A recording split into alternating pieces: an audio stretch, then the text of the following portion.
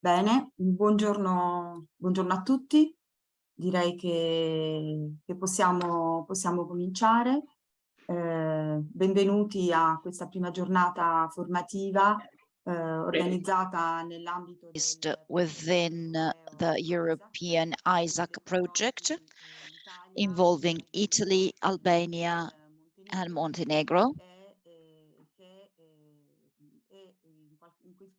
that is somehow destined to gathering all the operators in logistics and transport sectors from the countries I mentioned before, and also the companies exporting from these countries. I'm Francesca Cuna from the Molise Chamber of Commerce, one of the partners in the project, together with TS Logistica Puglia, the lead partner, and the Salento University and the University of Montenegro, plus the national agencies of customs of Italy, Albania, and Montenegro that worked with us to perform this project and to organize these webinars. We are going to have 2 training days today and the second day, which is scheduled to be on November 22. Some technical information connected to this webinar. We will provide you with a questionnaire, an assessment questionnaire, which we are going to launch at the end of this webinar around midday today, around 12. Possibly we might have a few minutes delay to allow our trainer to answer your questions. So if you have any questions, write them in the chat and the interpreters will actually translate them. Another request on your side, please switch off all your microphones to avoid any background noise. I would give the floor to the first speaker, Anna Chiara Stefanucci, representing the lead partner of the project ITS Logistica Puglia, whom I want to introduce. She is a project manager with over 10 years experience accrued in Italy and abroad in the sectors of fundraising, management and communication of international projects. She's currently coordinating the European communication office, and since 2021 she's been in charge of the Europe Direct Center in Taranto. Her training allows her to actually cover this role at the IONIC department of the Bari University. Anna Chiara, I leave the floor to you and enjoy the works. Thanks, Francesca. Good morning, everyone. I really want to thank Francesca first and the whole team from the Molise Chamber of Commerce, Promos Italy, for the organization of these information and training days that will actually be with us until next week on our meeting on November 22 with these webinars destined to strengthen competencies in the customs sector, both in the private and public sector within the framework of the program. I'm starting now my presentation. I will be very short.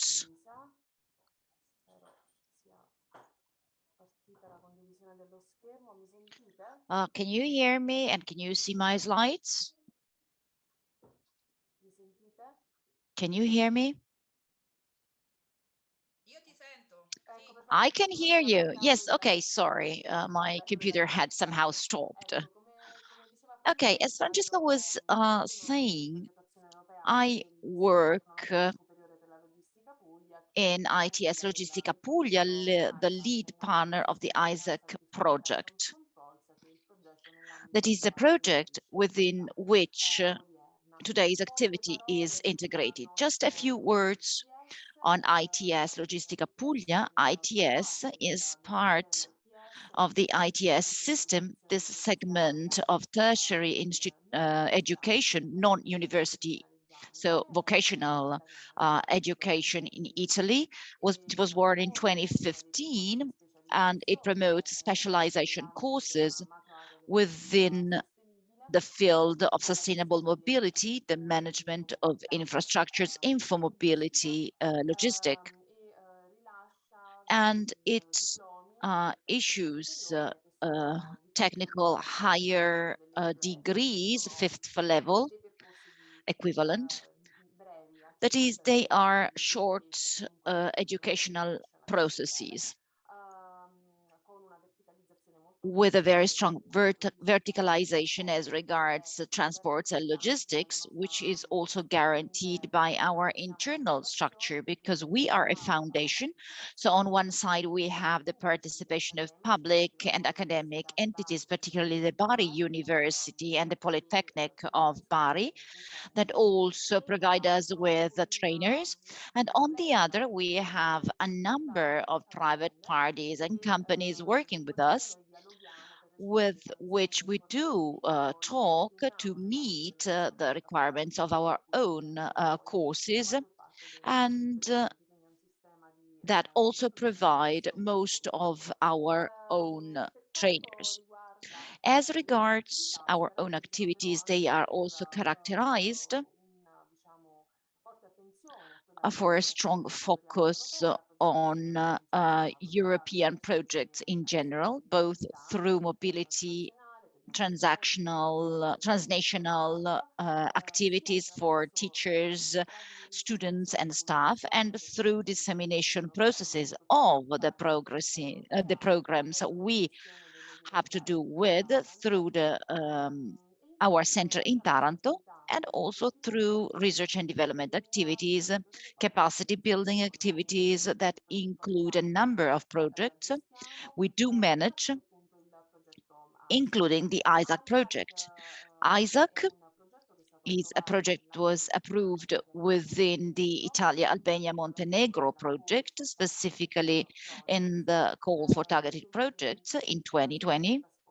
As regards transports, it was started on July the 1st, 2020 during the pandemic, and it's going to come to an end on December 31, 2022. So we are almost at the end of this great adventure. There are great partners in this project. In addition to ITS, we have the University of Salento, the partner that has the scientific coordination, the Molise Chamber of Commerce, then the Institute of Transports, and other main partners. We are also having important associated partners like the customs organizations of Italy, Albania, and Montenegro. They did not only help us, but they were very active partners because, as a matter of fact, they supported us also through a continuous, constant interaction. They met our needs from our own point of view. They are supporting us in the current pilot phase with the provision of data that allow us to test the main output of our project, that is an IT platform. Why am I saying this? The ISACC project aims at defining methods, processes, and actions that can actually facilitate cross-border customs activities. How did we do that? We did that through research activities on customs, legal, administrative, operational, and technological level. We also had some capacity building activities like today's activity, and particularly through the development of this IT interoperable platform, as I said, that allows measuring invariance or the variation and the sophistication of freights going through the three customs through a geo-tracking, georeferencing system and the processing of data through artificial intelligence procedures. We also have a pilot phase which is currently underway, within which the results are to be tested and validated, particularly those from the use of this platform, also studying the possible replicability of the outcomes from our project. As I was saying, the goal is to define what we usually call the customs footprint. That is a digital form that includes all info and parameters of a defined project and freights moving across border to measure their invariance during the intermediate steps, which are defined as customs checkpoints, to understand whether the freight was somehow changed, just to be explicit. And we can do that through a georeferencing information base that collects data that are later analyzed through AI tools. The three goals are the creation of a solid network of customs stakeholders in the program area, the creation of an interoperable high-tech platform, and the reinforcement of customs abilities of both private and public operators. Getting into the structure of the project, this is the work breakdown structure. In addition to more transversal activities, we have a number of technical activities that have been divided as usual in the project within different work packages, macro activities. The first one relates to the setup of a network of stakeholders active within the program area. And within this work package, we have started desk research activities on the legal framework and administrative and operational level. We have analyzed the available technologies, and we have administered surveys to the stakeholders to understand their needs and requirements, functional requirements related specifically to the IT platform. On the other side, we have also developed a memorandum of understanding with the definition of a memorandum of understanding to collect the ideas of all the different stakeholders in the project, but also their interest in the pilot phase. This document actually allowed us to focus on how to develop the pilot project. The heart of the project is represented by work package number 2, the one related to the development of the platform, coordinated by the Salento University. The first work package instead was coordinated by the Montenegro University. As regards the work package number 2, this included the design activities of the platform and the development activities too that were coordinated by this group of research with experts that were led by the Salento University, as I was saying. Sorry, I think one mic has remained on. Okay, you can hear me anyway. As regards the platform design, it regarded the drafting of functional and integration requirements, the design sorry, Anna Chiara, I have to stop you because I must invite everyone to please switch off the microphones. Otherwise, we cannot hear. If you hear me, please switch off your microphones. Thank you. Perfect. I don't think there are any more difficulties. Okay. So this design part related the planning of all the functions in the platform that were developed in the later one instead, in the later part, specifically software development through agile methodology and the development of the middleware, the creation of the user interfaces, the creation of all the alert functions and the reporting functions too. We are currently in the pilot phase, hence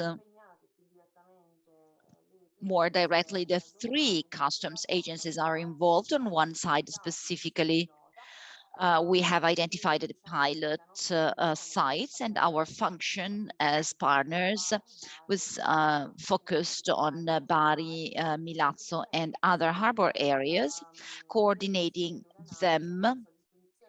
The customs authorities have made available some data regarding transiting freight in the areas that were added into the platform and that are currently being assessed. What's the goal of the pilot project? The goal is to test functions and possible anomalies of the platform, acknowledging the feedbacks from the customs servants who are actually using this platform. It's a sort of simulation to later understand its future usability and its possible availability within the routine activities of the customs authorities, particularly as regards anti-fraud activities at a transnational level. After this pilot phase, we are going to develop a scientific publication that will be published by the Salento University in the end, and with the contribution of all the partners, of course. The last activity is the one we are currently involved in with the Molise Chamber of Commerce. In this case, it's a capacity building training phase. The goal is to strengthen the competencies on the public and private level in the customs sector.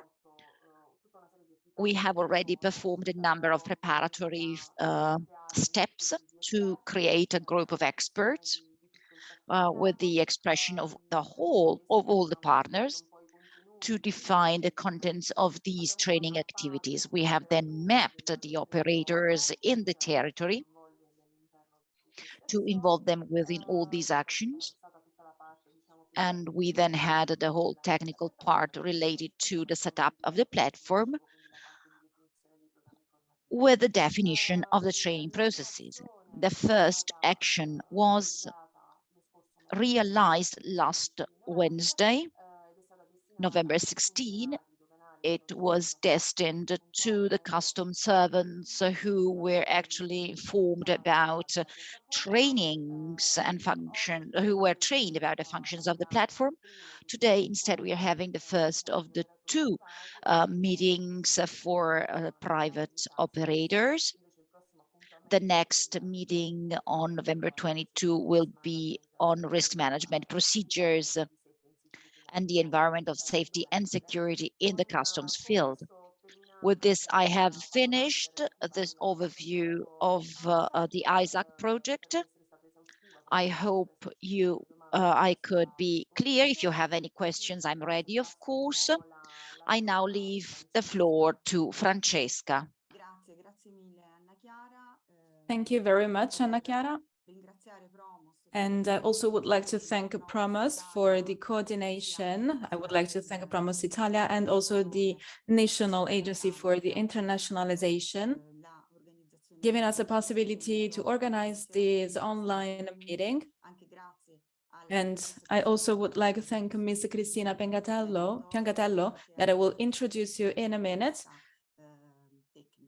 for the technical contents. As you have already seen, these slides are in English, but there is also the possibility to listen to the simultaneous translation, of course, into English, but also the languages for Albania and Montenegro, also thanks to the support of our interpreters.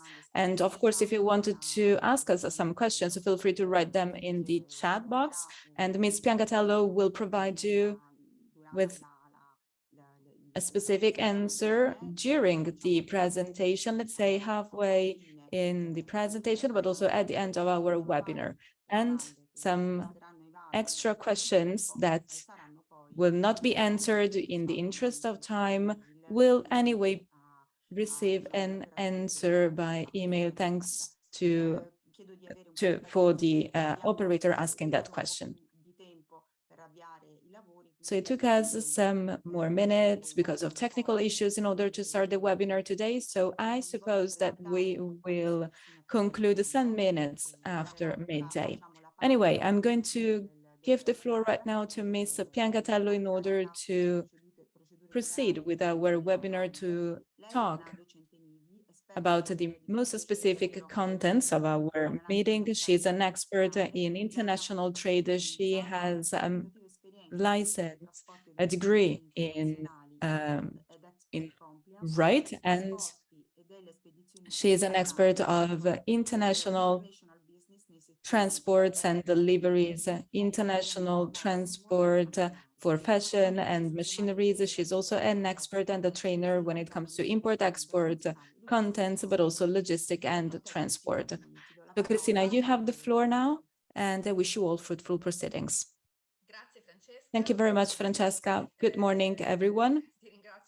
And thank you again for this introduction, and also would like to thank all the operators that decided to join us today during this online webinar, considering this webinar interesting and important to talk about the electronic custom operations that are at the moment present within the European Union.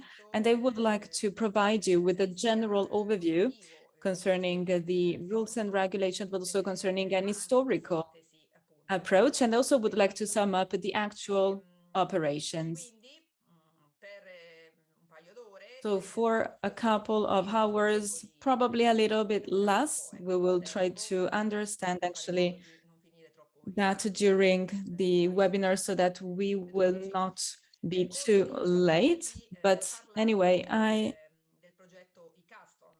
will talk about the e-custom project, the electronic custom project. When the European Union decided to launch the new electronic systems that little by little are leading us towards to overcome all the paper procedures that concern actually the trade of different goods, in order to achieve a completely paperless custom operation.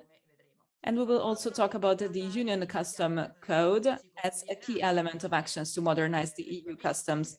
After that, I will focus on the EU Multi-Annual Strategic Plan for Electronic Customs concerning the 2020-2024 period.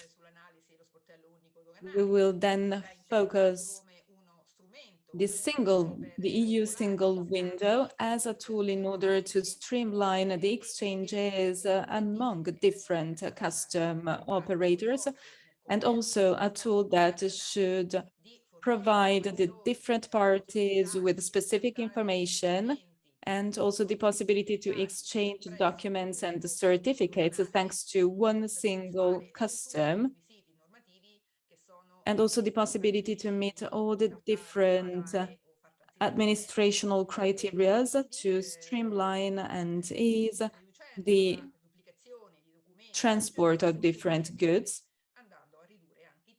And that will give also the possibility to reduce the times and costs in terms of custom procedures. We will then talk about the implementation of customs, digital procedures, and declarations in Italy. We will also talk about the future of this field, because we will see in a limited period of time a further digital improvement and modification of Italian customs. So let's start from the EU e-customs initiative. So this electronic program dedicated to customs, European customs. Taking a step back and trying to better define this project and this program, I would like to say that the customs unions represent one of the pillars of the European Union, and therefore it is at the heart of the internal market.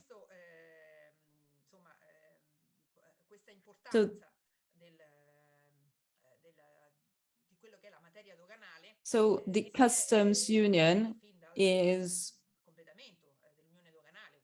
fundamental, and since the completion of the customs unions in July 1968, the role played by customs and the working methods and procedures have changed substantially, but they've always been fundamental in order to give the possibility to European member states and also European operators to carry out their procedures.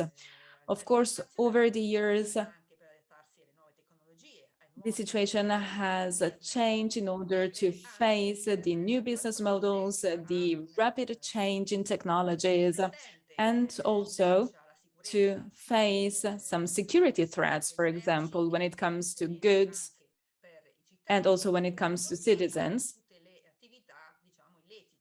and also to face all criminal activities managed by transnational criminal organizations. And so electronic customs is a major development in order to continuously improve the customs union. The project was initiated by the European Commission and aims to replace paper format customs procedures with EU-wide electronic procedures to create a more modern, a more efficient custom context.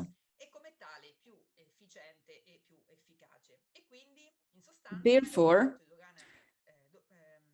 this EU e-customs initiative or project has two main goals. First of all, to enhance and facilitate international trade, so there to foster the economic European growth, but also to enhance the security at EU's external borders so that we can assure citizens' safety and at the same time to check the goods that are transported.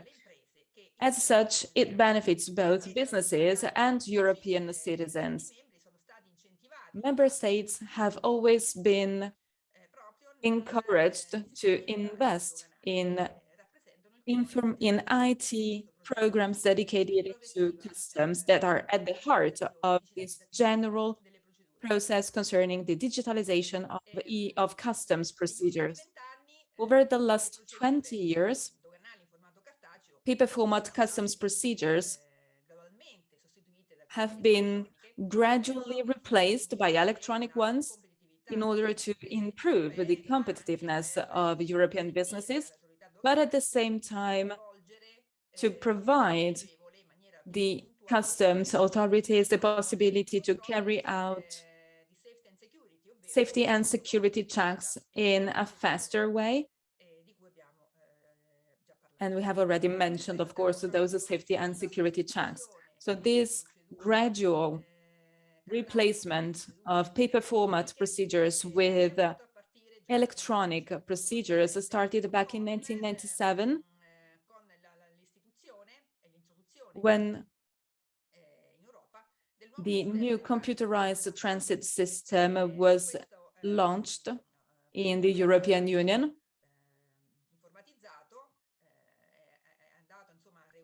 So this system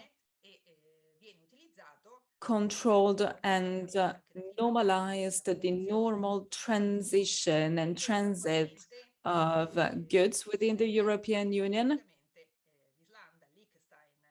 also including Ireland, Liechtenstein, Norway, Serbia, Switzerland, Turkey, and also Ukraine in more recent times. It doesn't mean that from 1997 up to today, this system has never been updated. Actually, it is right the opposite, because quite recently, a new version, that is to say the version number 5, has been approved, and within December 2023, this new version will be fully implemented. In 2008, the European Union adopted the new e-customs decision 70/2008 that sets the basic framework for creating a paperless environment for customs and trade, defining new goals, new objectives, the structure, new means, and major deadlines in order to reach those goals. And they also defined the most important milestones and, again, the deadlines, the scheduled times in order to reach those goals. Following the e-customs decision number 70, the European Commission drafted a new plan that better defines the vision, the objectives, the schedules, and milestones in order to put in place the new e-customs initiative. And this plan is called a multi-annual strategic plan, MASP-C. And of course, it is about the customs, because actually the multi-annual strategic plan published by the European Commission is about different topics for which the European Commission has an exclusive competence. And within this general multi-annual strategic plan, there is a part fully dedicated to customs. The Union Customs Code, UCC, that was adopted starting from May 2016, completed the shift by customs to a paperless and fully electronic and interoperable environment. So that was from a regulation point of view, and then of course it was necessary to fully implement it. But let's say that this was another step forward in order to reach the complete digitalization of customs. This system, this electronic system, needs to be, of course, interoperable among the different European member states, but also the different customs and economic operators and entities. And this electronic system is actually characterized because it is a very simple, useful, and rapid system to use. So those three features should definitely improve, enhance, and streamline international trades. So the Union Customs Code also represents a regulatory framework, and it covers most of the projects that were previously introduced by the e-custom decision number 70 published in 2008. And it also tries to encourage even more the member states in order to reach, of course, all those goals. And we can also say that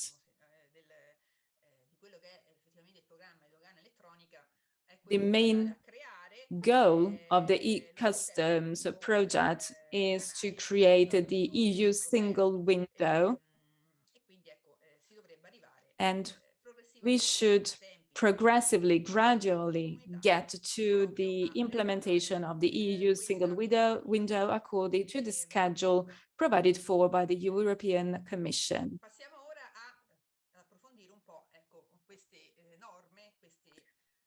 Let's try to get into further details concerning all those regulations and laws that I have previously mentioned. Let's start from the decision number 70 of 2008. So thanks to this decision, the European Commission wanted to promote electronic customs, so e-customs, throughout the entire European Union. E-customs are based on different electronic systems that will give the possibility to operators to manage all the different activities and tasks that concern the trade of different goods. Those electronic systems aim at streamlining trade, reducing costs, and harmonizing the different procedures. They also should streamline the exchange of data contained in customs declarations among the different operators, the different countries, economic operators, customs, and the European Commission, so that it would be possible to streamline, improve all the different procedures, customs procedure, and the general supply chain. Following this decision, it was agreed that the European Commission, from its standpoint, but also the different European member states, needed to put in place some e-customs system that were safe in terms also of cybersecurity, integrated e-customs systems, of course, integrated among the different countries so that all the procedures and operations were streamlined according to the European Union Code, and also accessible, interoperable e-customs system for the exchange, the general exchange of data contained in customs declarations, but also documents related to custom declarations and certificates, and other relevant information, important information anyway, in order to trade goods. And in order to reach all those three goals, the European Union needed to harmonize the exchange of information. And when I talk about the European Union, I talk in general about the European Commissions, but also all the different customs administrations belonging to different countries and to different member states. And of course, also the different economic operators. Following the harmonization of the exchange of information, there was also another, there were two more goals. So that is to say, to review custom processes with a view to optimizing their efficiency and effectiveness, and offer traders a wide range of e-customs services, plus some useful tools in order to streamline the different exchanges. And in this case, I mainly talk about IT, electronic services and systems. Again, decision number 70 of 2008 included also some specific activities to be coordinated by the Commission, the European Commission, and also by the EU member states. So the main role of the European Commission was to coordinate the setting up, testing, operation, and maintenance of the EU components of the computerized electronic systems, but also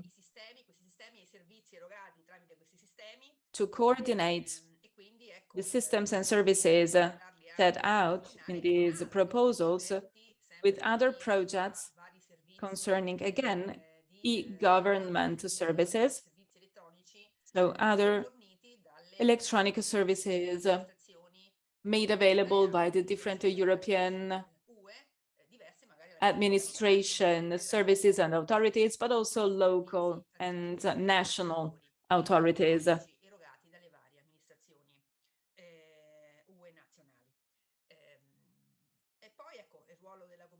Then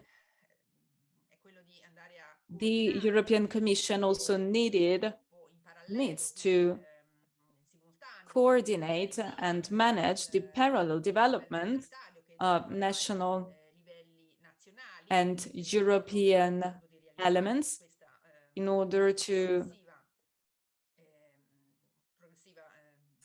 reach a progressive, complete digitalization of customs procedures and practices.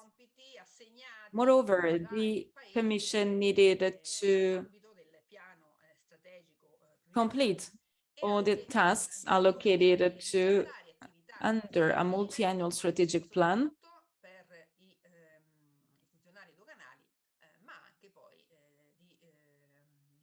especially for the different customs operators, and also needed to train operators and the different economic actors. Concerning the different roles of the European countries, they have to ensure the setting up, testing, operation, and maintenance of the national components of the computerized system. They also have to assure the coordination of the systems and services provided for in this decision, also with other relevant projects related to the e-government strategy at national level, so other e-services, computerized digital services that are made available and proposed by the different national authorities. Again, the European countries needed to ensure the completion of the tasks allocated to them under the multi-annual strategic plan and work programs.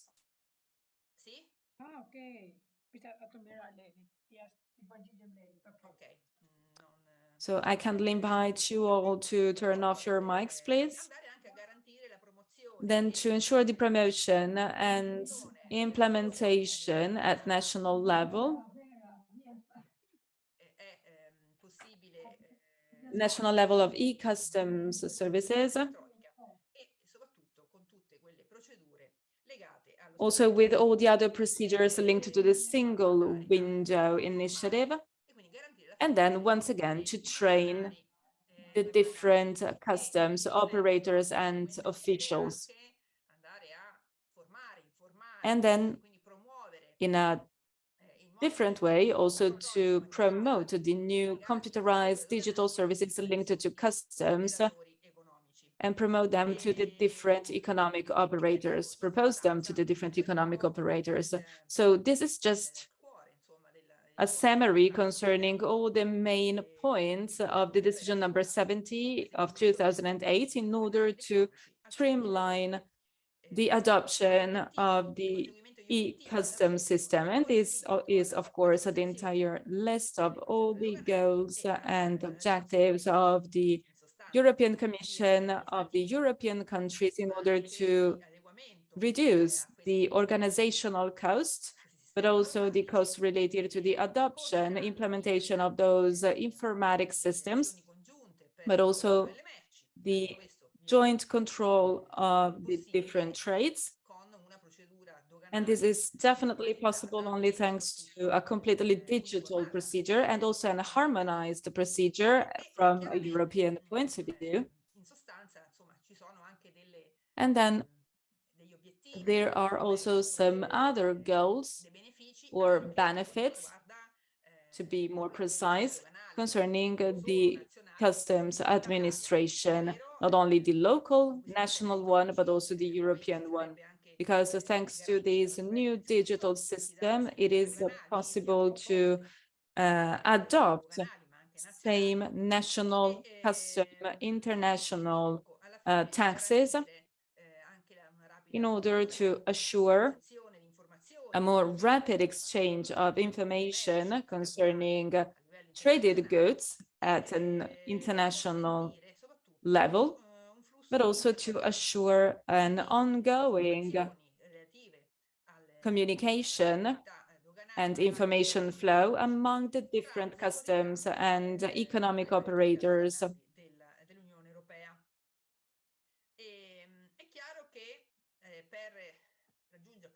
It is clear that in order to meet those needs and those goals, it is necessary to harmonize the information exchange and communication, but also to develop joint procedures. So this is the general goal of the decision number 70. So let's get to the pillar of the current customs regulations, that is the Union Customs Code, UCC code. The code was introduced as of May the 1st, 2016. The code also includes three regulations, basically. That is a regulation 952 of 2013, and together with the delegated regulation number 2446 of 2015, and the execution regulation that was number 2447 of 2015 again. Of course, the three regulations represent the current customs regulation that economic operators have to abide by, but which they are also invited to get to know in order to check all those terms, activities, and services and operations that, as a matter of fact, they can implement at international level to simplify their own tradings. Of course, the Union's Customs Code represents a destination point with reference to the e-customs project. As we have seen, it's a project that the EU, the European Commission, has been promoting for many years now, and hence a decision to create a single electronic space within the European community through which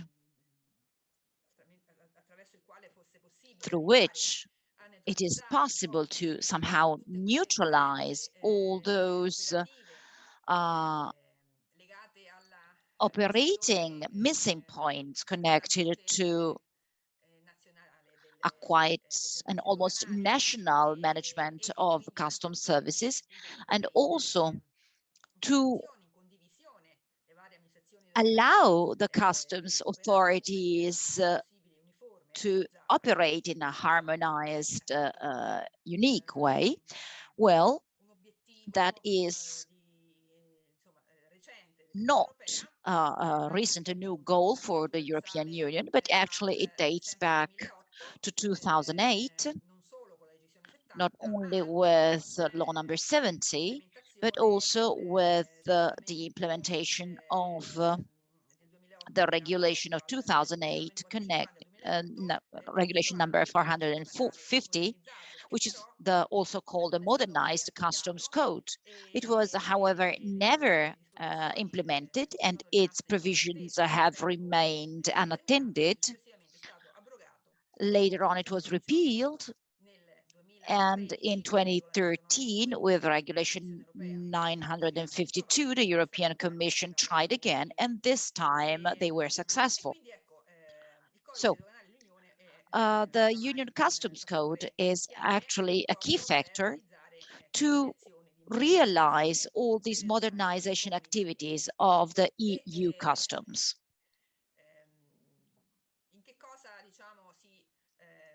How does the UCC differentiates, set itself apart? Well, I want to first stress again that it is made up by the three regulations I've talked about. On the whole, these three regulations define the applicable legislation to import, export of goods between the EU and third-party countries, and also different customs activities in addition to import and export. So in addition to general principles, also in terms of customs duties, of course, the new UCC has a part which is devoted to customs and the clearance of goods imported or exported from to the European Union, and all the customs systems that can be activated and used, not only imports and exports for the operators as a final transactions, but also other special setups that have specific procedures allowing for some benefits for the economic operators.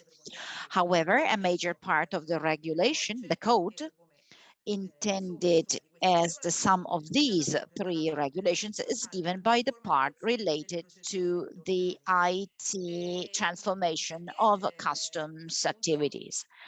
Because as a matter of fact, the customs activity at community level, according to the UCC, is to be based on the use of modern technologies and IT processes to enhance controls, to guarantee the implementation of the UCC in the different member states, which is not to be taken for granted, actually. In fact, until the new code was actually enforced, the fact that the different member countries applied different customs styles, well, that created several problems for the operators, and sometimes these critical issues have even accounted for a form of distortion in international trade. And of course, the IT services aim at easing clearance activities. The heart of this IT system is based on sharing data through exchange systems regarding all the formalities performed by the operators, the different systems, custom systems used with the authorization of economic operators too. So operators with an ORI code, with an O code, those authorized by the different customs systems. So this great system impacts the EU level and focuses all customs information available. Well, that should be used to manage the risk through a common framework of criteria, as we're going to see during the next webinar on November 22. So the rule in the new UCC is to define procedures, electronic procedures, but the fact of using paper supports to define some customs procedures should actually remain only as an exception. After saying this, we can also go on saying that the customs code actually provides a common framework as regards the activities that both customs in the member countries and the operators, the community operators, have to abide by to attain these goals. Someone is telling me that you cannot see the slides properly, so I'll now show the presentation in presentation mode. Okay, just a second. There it is.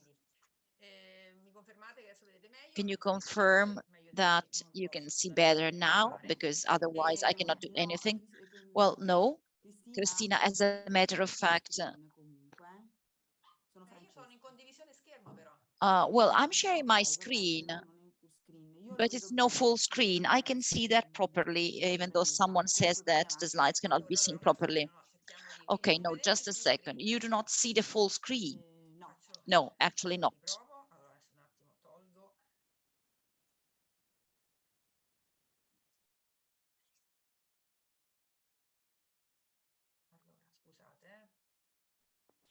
Sorry, just a second.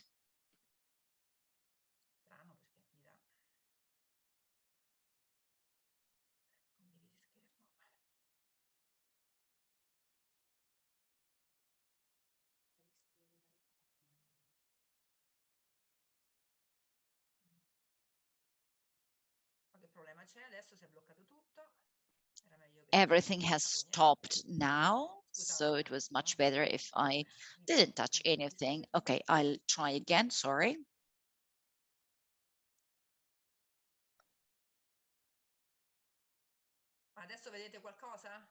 Can you see anything now? No, Cristina, no, it's all black, blank screen. So keep it the same way as you were doing before. The problem is that I can't do that.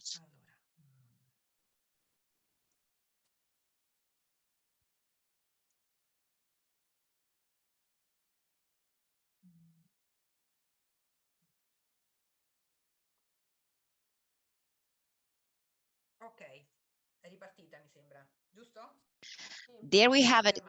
We have it again. Okay, perfect. Great. Thank you. I have to go back to the slide we were talking about. Okay, and now presentation.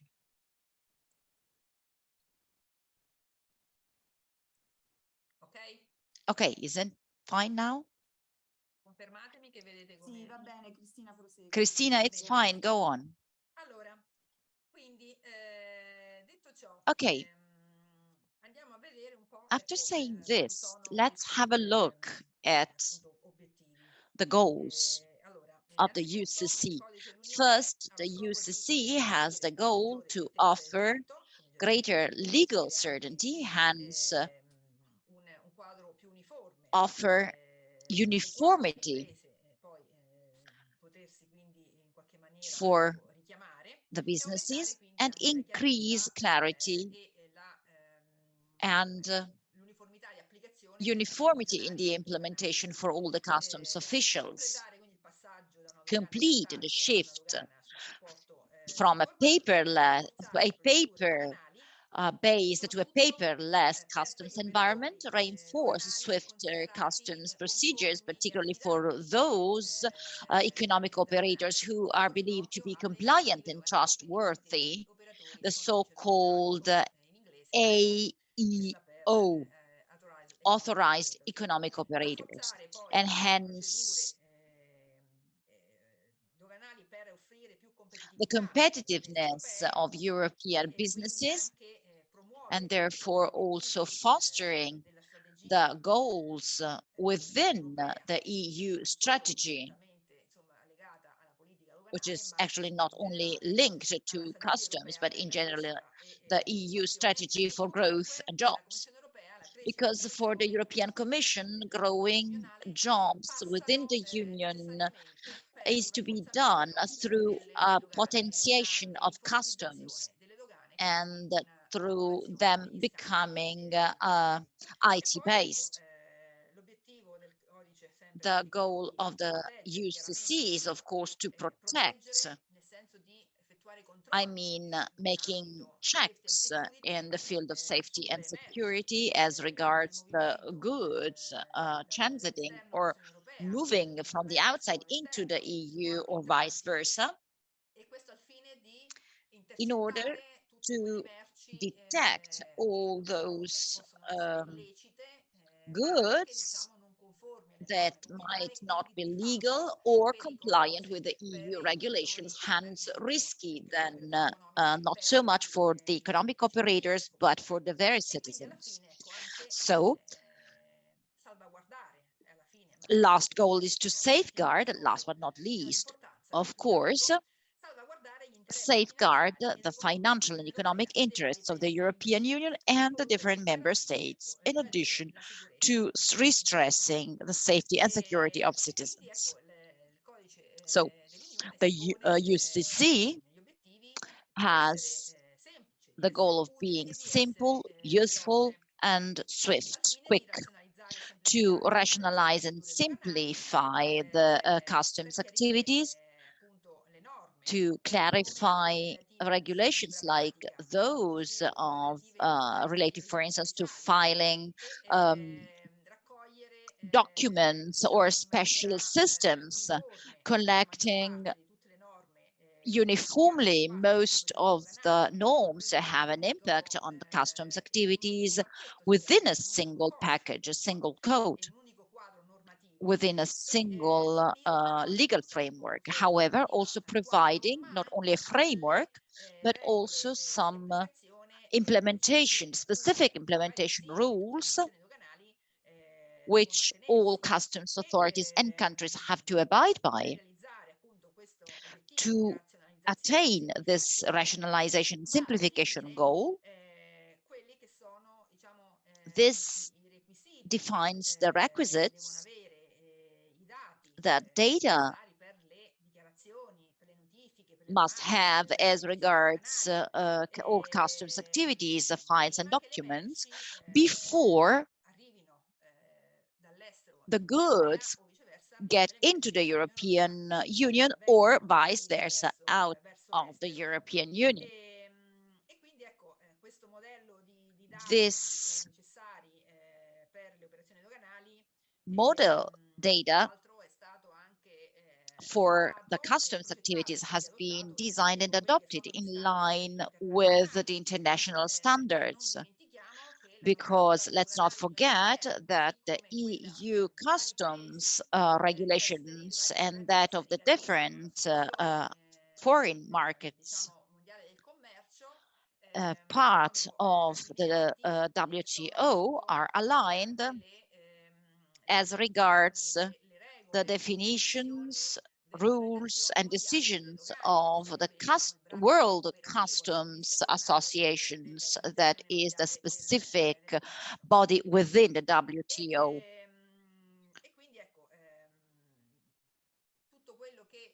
So what is and will be adopted in the future by the European Union somehow acknowledges rules and guidelines and decisions that originate from an international level, hence from the WTO UC. This rationalization and simplification of the customs procedures is implemented also through the definition of how these indications are to be implemented, and also implementation is harmonized then.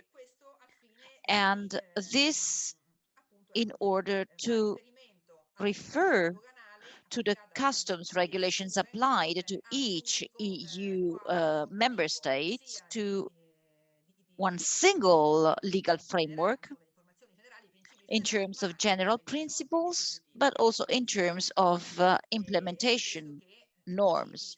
That's why principles are given in regulation number 952 of 2013, but as a matter of fact, the regulation that specifically provides for what is to be done at customs level is number 2447 of 2015. So that is that also entails how things are to be done. As regards the function for economic operators, clearly the UCC has acknowledged the daily needs of economic operators, but also commercial, existing commercial practices.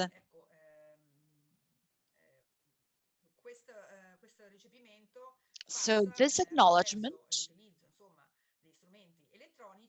is made through the implementation of electronic tools and the new customs code to increase the use of the regulation for economic operators has also introduced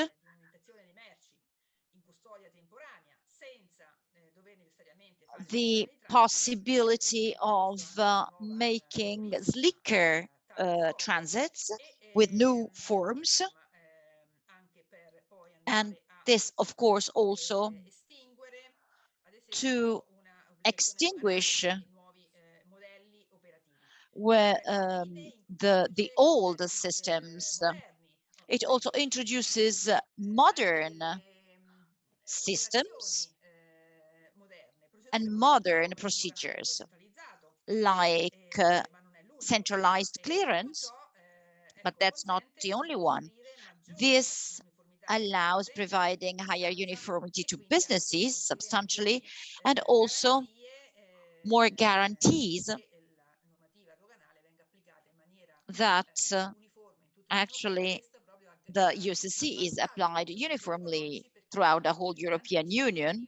This is an advantage to the operators because it guarantees the possibility to all be competitive based on the same starting points, the same common rules. There are also several extensions and forecasts that relate to the use of the guarantees that have been reduced.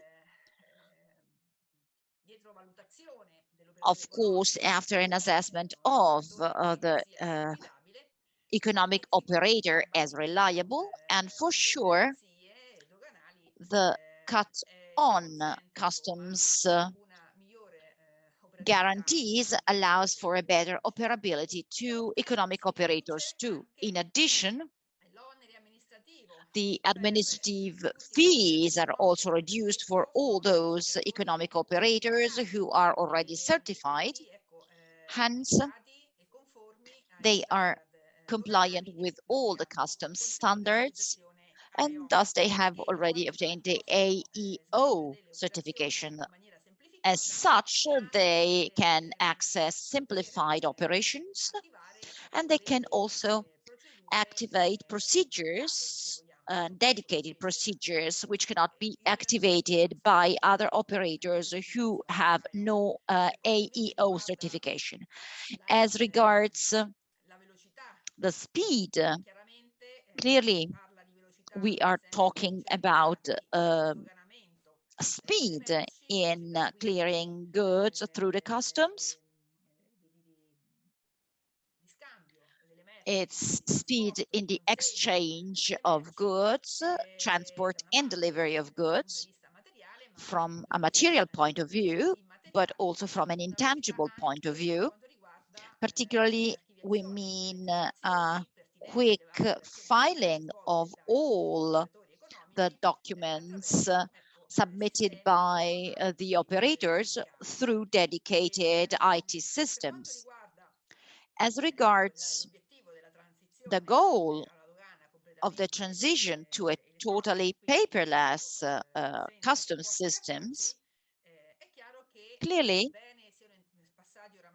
even though almost 7 years have elapsed since the new UCC was enforced, the implementation of the contents in the code intended as the package of the 3 regulations fundamentally, but of course at the beginning the package also contained regulations that had been issued for the transition phase. Now clearly these transition regulations are not effective anymore. However, the implementation, whatever is included and provided for in the new customs code, would have required a few years, but we actually expected a 5 years time frame up to 2020 as a whole to implement and realize what had been given in the code. As a matter of fact, however, some issues have come up related to the development of the different IT systems at national level. So not all EU countries at the time were at the same level of technological and IT development. So it was not possible to start the implementation of all the provisions in the code from the side of the national customs administrations, since we had to first develop the very IT system at both infrastructural and management point of view. So this first transition period was extended to 2025. Of course, this additional period might be even further postponed, but we hope that within 2025, all customs authorities in the EU member states are aligned and ready to fully realize what the UCC of 2016 includes. So then, the rules, regulations, and detailed activities that are required to attain the full implementation of the provisions in the UCC as regards electronic procedures are given in the work program in the UCC. The work program, as we'll see, actually gives a time frame for the realization of the different steps and milestones and projects. Clearly,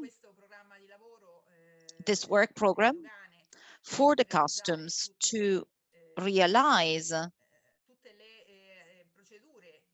all the IT procedures provided for by the UCC specifically follows some guidelines for orientation in order to realize all these processes connected to the new electronic customs.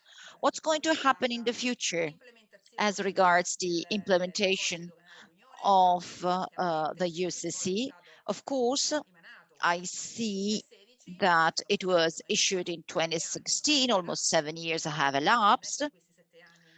But actually, in those past 7 years, additional norms for integration and change have been issued, because this is quite normal. It's a continuous integration activity to concerning the different regulations provided for by the European Union. And clearly, what regards, well, the customs are no exception. So we have already had some changes and integrations. And very recently, last July, the Commission published a public consultation with the invitation to provide opinions, feedback, and suggestions, not only by the custom authorities, but also by economic operators and citizens, so all the stakeholders together. They wanted their opinions to issue a reform of the EU regulations, a reform that should be ready, at least in a draft, by the end of this year.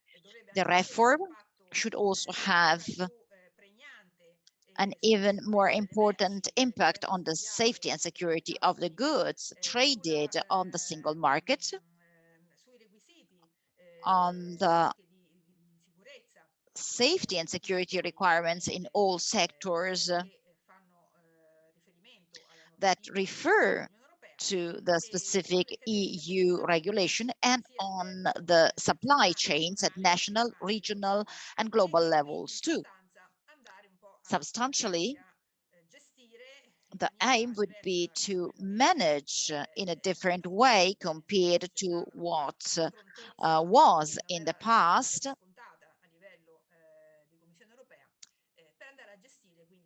in order to manage any possible crisis that might come up, like the pandemic or geopolitical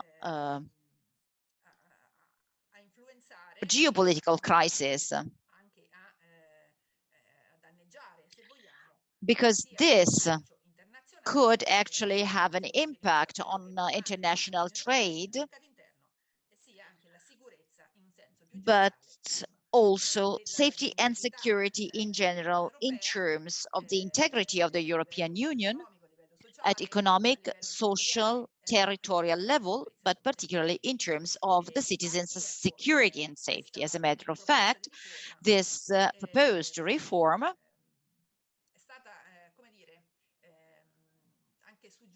was somehow suggested by what recently happened. So starting from the Brexit, that actually created quite a few problems to the European Union as regards the management, and the transition has not been completed yet. Then the COVID and the Russian-Ukrainian war too. All these crises, all these critical issues have shown how, however, customs play a major role to guarantee international logistic chains, for them to be resilient and safe independently upon what can happen in any geopolitical and world context. At the same time, also to continue and defend the founding values of the European Union. Hence, customs too have performed and will have to even more perform a paramount role after the pandemic, because customs monitor and represent a major source of income for the nations, because custom duties are paid, and the goods that are imported into the country have to pay a duty, which is then to be paid in most greatest part to the EU, and they do represent a major source of income for the EU. So each custom then retains a small part of what has been paid, and this actually contributes to the management of the activities of the customs administrations of each country.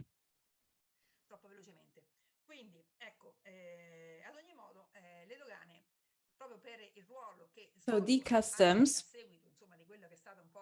concerning their role, also following a reform of their functions over the last years,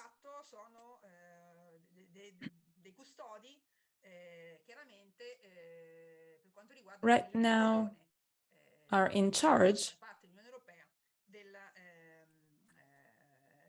of the realization of the European strategic agenda for the upcoming years.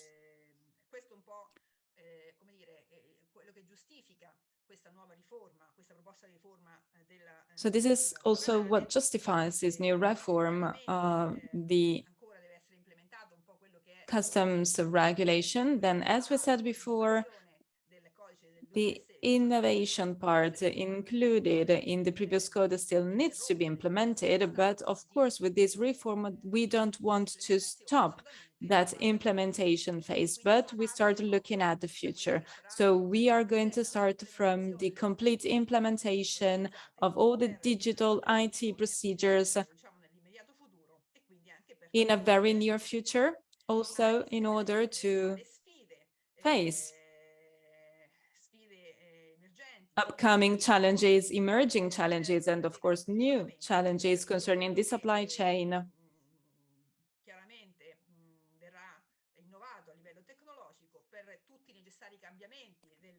It will be necessary to put in place other changes from the international trade point of view in order, again, to face all the critical, difficult elements within the supply chain. This is also one of the aims of the European Commission that Ms. von der Leyen stated repeatedly over the last months. And the Commission will come forward with proposals for a customs reform package to put this plan into action to better protect citizens and, of course, to better protect the European market. So this consultation ended in April 2022, and so we will see also the results of that public consultation in a very limited period of time. That public consultation was also based on previous preliminary works, such as some other recommendations that are developed by an expert group in terms of customs challenges. That group of experts is made up of 12 members. There is also Mr. Vincenzo Visco from the Italian Ministry of Economic and Finance. And quite recently,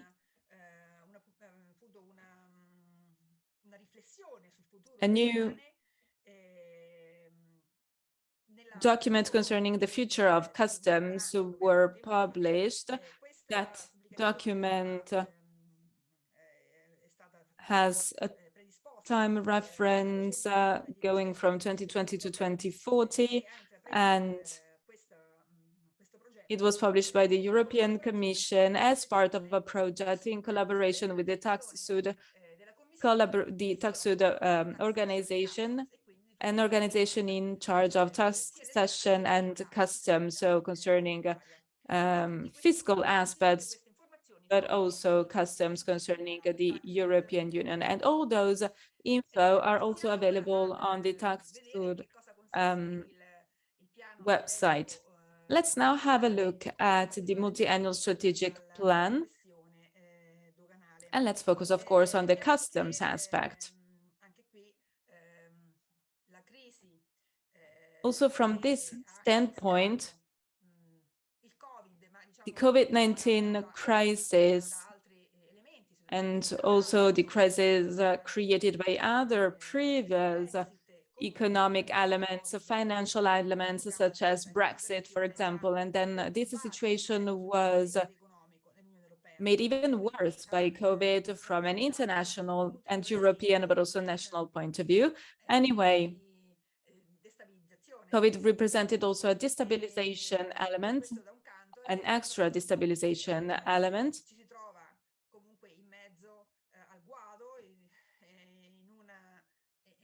And right now, we are living a real, total digital revolution that hides some difficulties from the cybersecurity point of view, so the security of information and data. Then there are also some other challenges concerning, for example, climate change. This is a fundamental challenge, not only for countries, but also for citizens, for each one of us.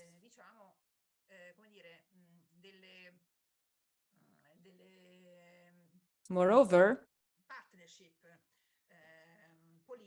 it is necessary to take into consideration some political partnerships that are rapidly changing, and that created a pretty unstable situation from the geopolitical standpoint.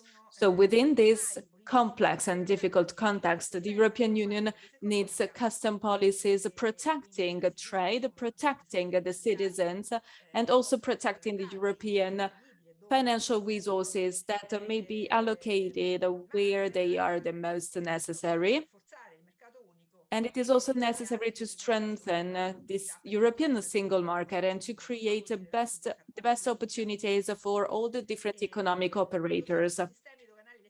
So the development of EU-wide electronic customs systems are set out in the European Multi-Annual Strategic Plan for Electronic Customs.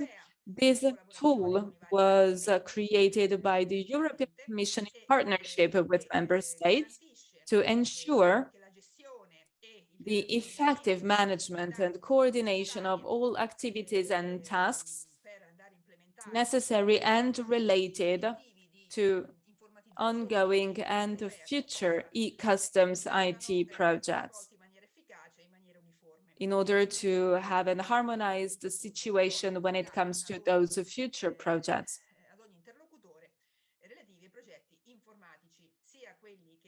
All the different IT projects will be fully implemented thanks to the action of some specific actors that will be in charge, of course, of their implementation. So these plans are consistent with the operational and legislative projects and developments already scheduled or underway in the areas of customs. And the multi-annual strategic plan for electronic customs provides interested parties with an overview and with background information on projects and key issues related to the evolution of the electronic customs initiative and the present state of play. So every year, in order to keep on updating the activities and procedures stated in the document, there is also a new report that is issued, a consolidated evaluation report on the progress made by the member states and the Commission in the electronic customs initiative. And the report concerning 2021 is accessible on the TaxSud website. And then concerning the work program, the UCC work program that details the development and deployment of the electronic systems provided for in the UCC. It was initially established in April 2014 by the implementing decision 2014-255. The current version of the UCC work program was adopted in December 2019 as Commission implementing decision number 2019-2151. And the UCC work program relates to the development and deployment of the electronic systems provided for in the UCC. And it is, of course, closely linked to the UCC Transitional Delegated Act. The UCC work program has three main goals. So first of all, to define the projects and electronic systems aimed at the harmonized exchange of information on the basis of internally accepted data models and message formats. When I say internally accepted, it means that they were discussed, accepted, and implemented internally.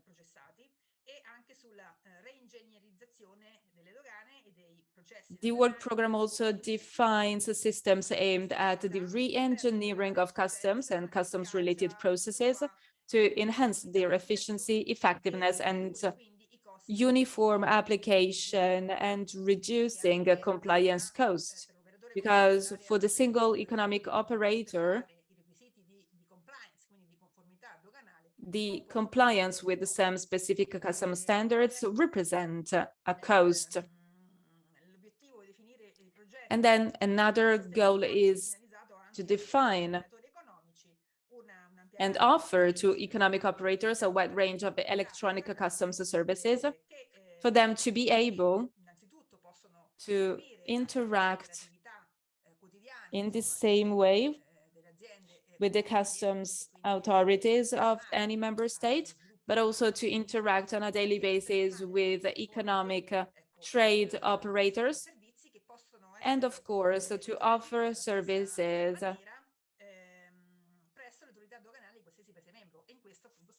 to the different customs authorities of any member state. So that's why it is necessary to have a harmonized situation within the European Union and among the different member states. So all EU customs need to offer the same services at the same viability conditions.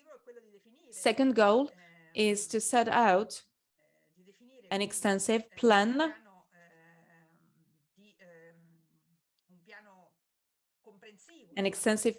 for the implementation of those systems in order to ensure the correct application of the UCC. And third goal is to govern the periods during which transitional rules are to be applied, pending the development of the new or upgraded systems. And so a complete implementation of those specific procedures. Talking again about the UCC work program, this document establishes specific dates of the deployment of the trans-European and national systems. So first of all, we have a start date of the deployment window for the electronic systems, to be understood as the earliest date to start operations of the electronic system. Then we have the end date of the deployment window for the electronic systems,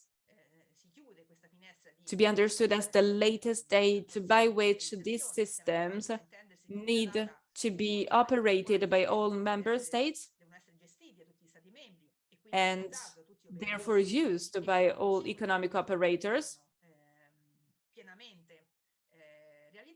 once all those procedures are in place.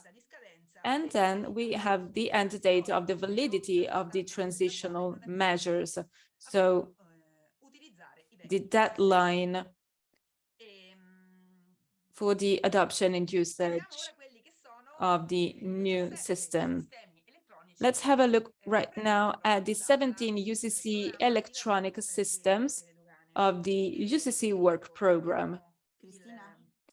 Cristina, I'm sorry to interrupt you. This is Francesca speaking. Actually, we cannot see the progression of the different slides. We still see the slide number 8, actually. I don't actually know what the problem is. Well, if it is too difficult, we can go on like that. Were you able to see the progression of slides at the beginning? Yes, at the beginning we were able to see that. Right now we are still on the slide number 8. Yes, but it is essential to see the progression of slide. Otherwise, it is too difficult to understand what I'm saying.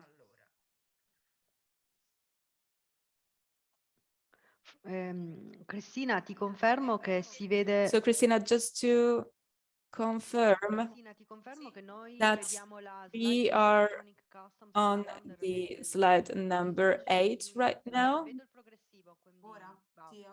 Now I can see the progression of the slides. Okay, so I'll stop using the presentation mode because maybe this is the problem.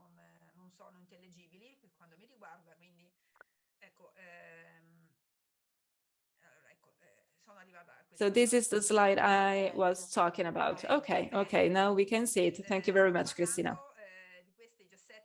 So I was talking about these 17 electronic systems of the UCC work program concerning, and let's have a look at them one by one.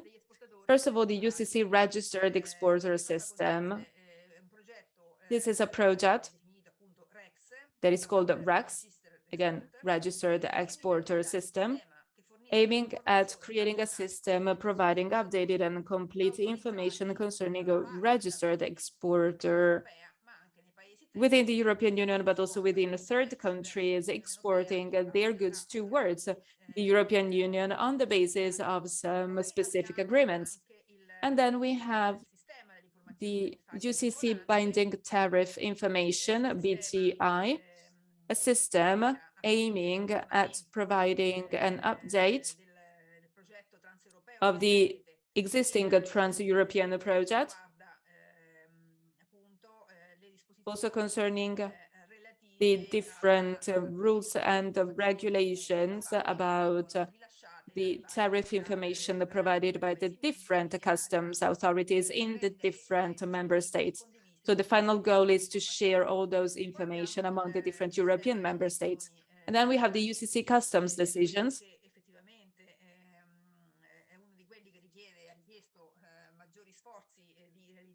This specific point was one of the most difficult ones to put in place, and at least here in Italy, it has already been implemented.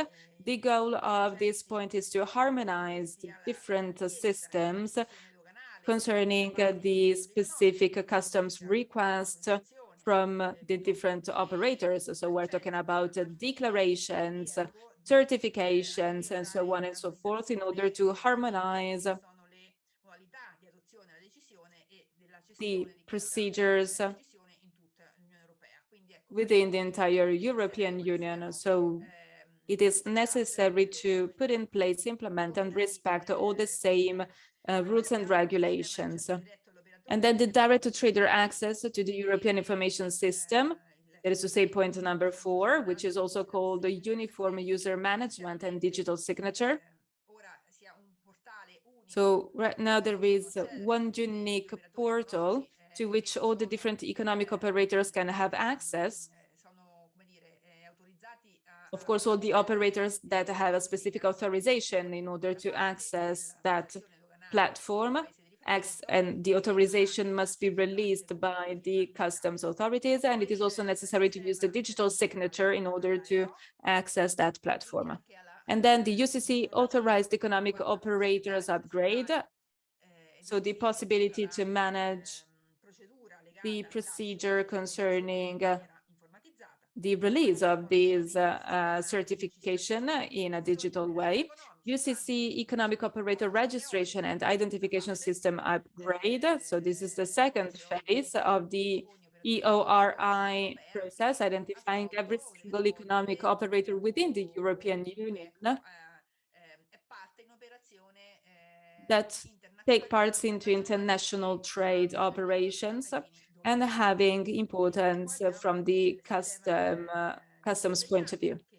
Then point number 7, we have UCC surveillance, and we will talk about that when talking about the safety issues.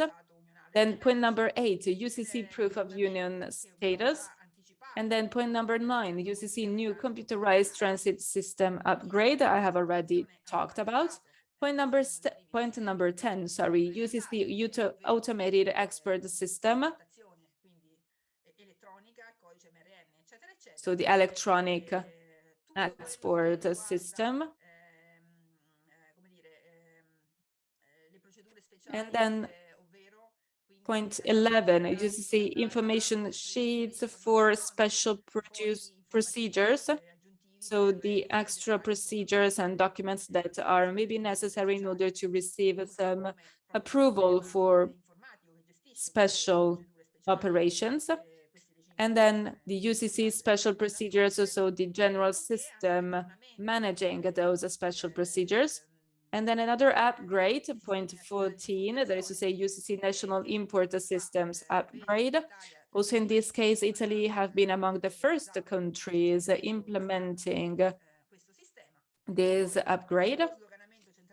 Then point number 15, UCC centralized clearance for import.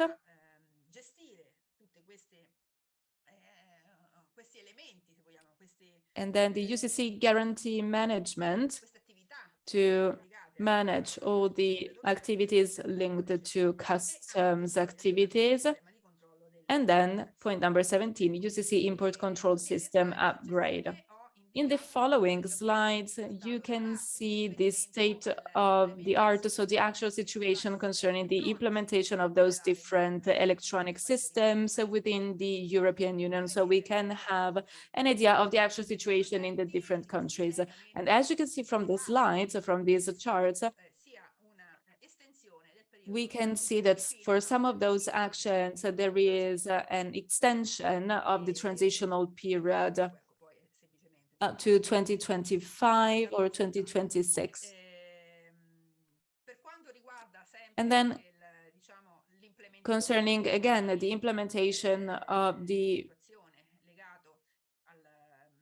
regulation concerning the UCC work program, we can say that quite recently, the Commission implementing regulation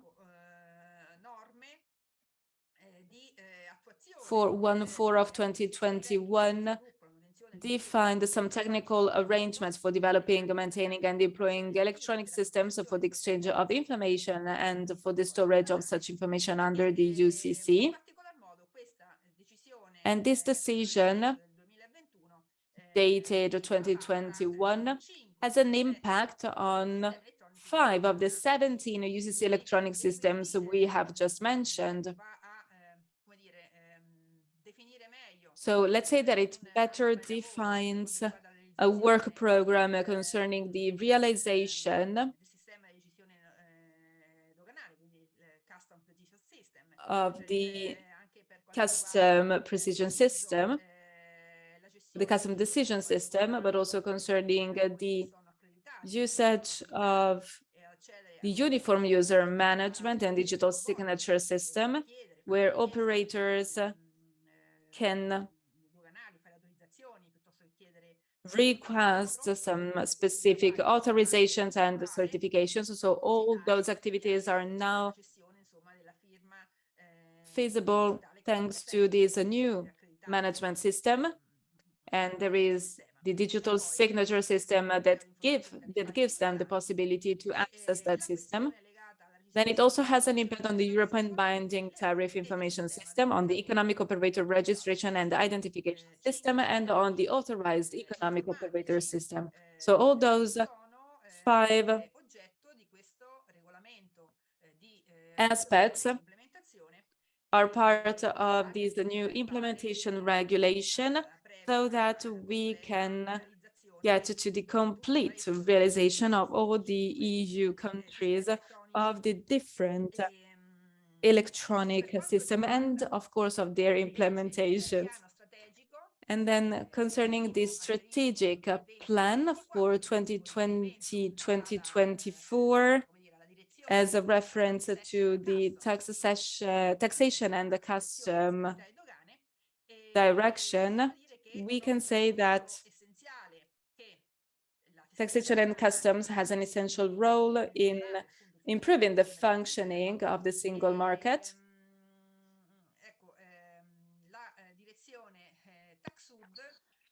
The TAXUD direction actually supports each member state when implementing these systems to make duties and taxes and internal fiscal systems much fairer, to fight against frauds and tax evasion at international level, thus guaranteeing the fiscal obligations to be complied with by the economic operators. In 2020, the DG TAXUD actually redefined a strategy for the years to come to address the requests expressed by President von der Leyen back in 2019.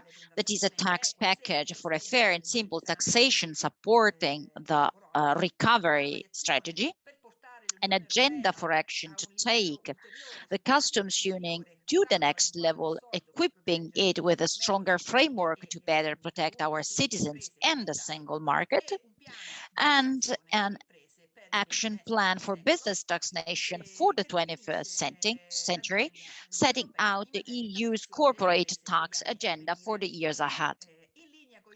In line with President von der Leyen's guidelines at DG Taxud in June 2021, proposed two Green Deal proposals, one to review the Energy Taxation Directive and the other one on a carbon border adjustment mechanism to promote climate carbon neutrality by 2050, to avoid carbon leakage and ensure that EU companies can compete on a level playing field. It might seem strange, but actually these two Green Deals all refer to the functioning of the customs, the EU customs. Hence, these two Green Deals are strongly linked to the working of EU customs. Here is the link to the strategic plan 2020-2024 if you want to get in depth.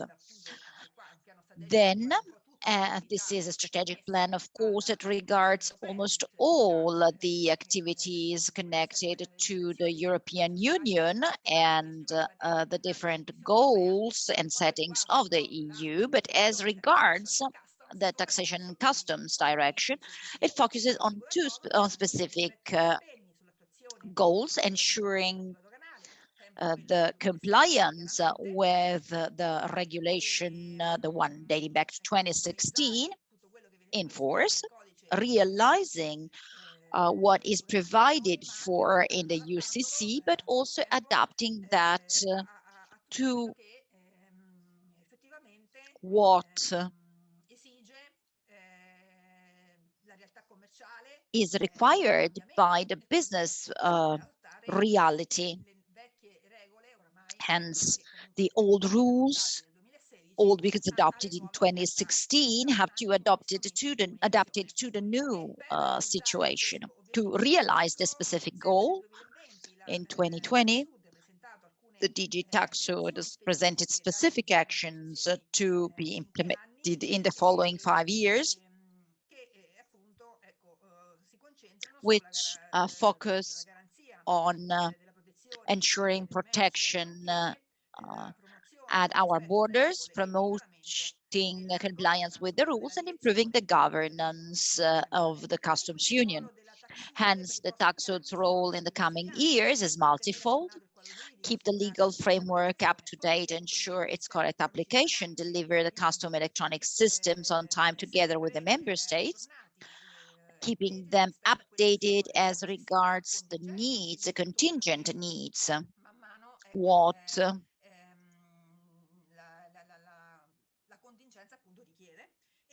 the situation requires, and operate and maintain a large portfolio of customs electronic systems, thus having more and more paperless procedures. Another specific goal, always connected to this goal of guaranteeing and abiding by the commitments in terms of the implementation of the customs code.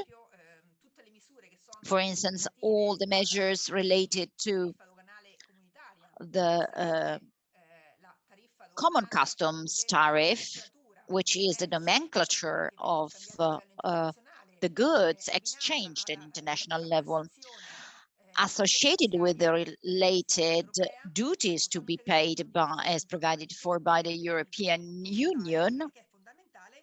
Well, they are all aggregated on a single platform, TARIC, to aggregate all the tariff measures by the member states, thus providing economic operators with a general comprehensive view of all the measures applicable when importing or exporting goods into or from the EU, specifically with reference to clearance systems. In addition to TARIC, other IT systems applied, like a uniform binding tariff information, the quota systems to manage the goods that can be imported at a lower duty based on some specific tariff regulations given year after year by the EU, but also other tools like the surveillance tool and the customs inventory of chemical substances. In addition, in line with the action plan, in order to monitor the functioning of preferential arrangements currently existing between the European Union and the third-party countries, and as underlined by the European Court of Justice, TAXUD will keep monitoring the functioning of these agreements, but also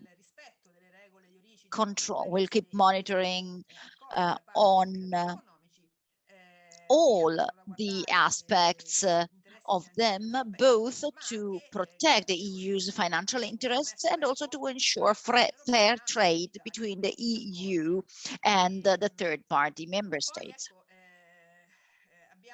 We have additional actions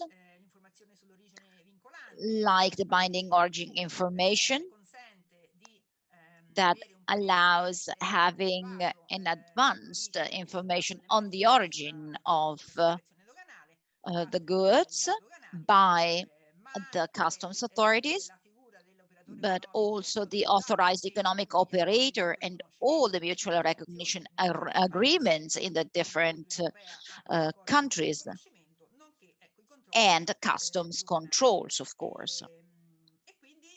Hence,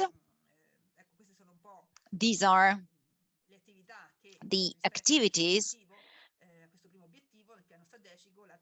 that TAXUD will have to implement within this first part of the strategy, in addition to, of course, strengthening all the activities related to mutual exchange agreements and other agreements of the type.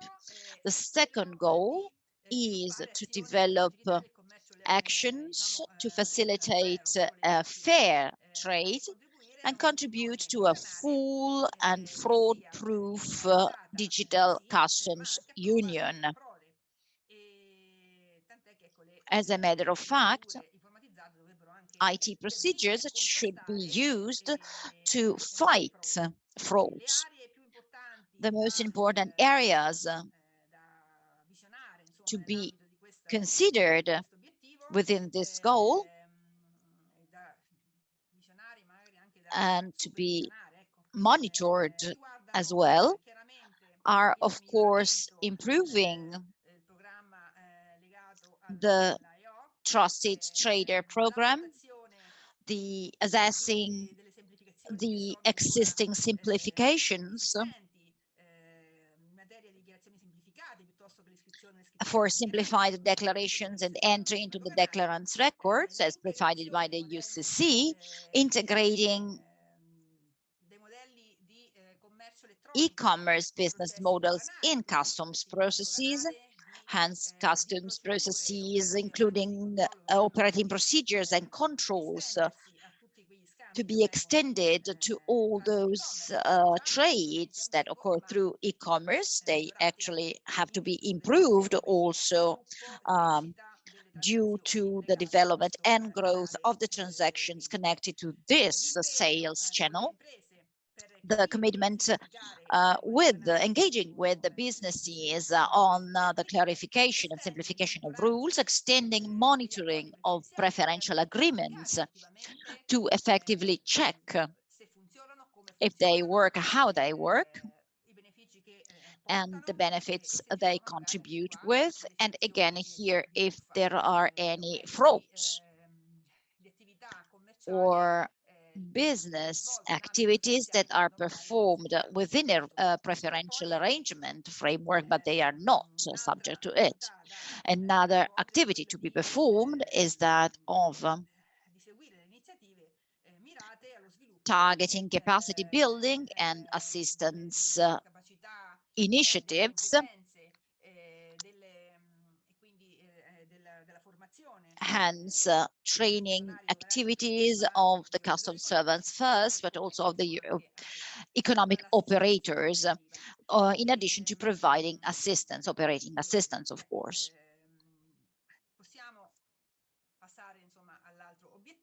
The other goal is the implementation of EU programs supporting EU tax and customs policy.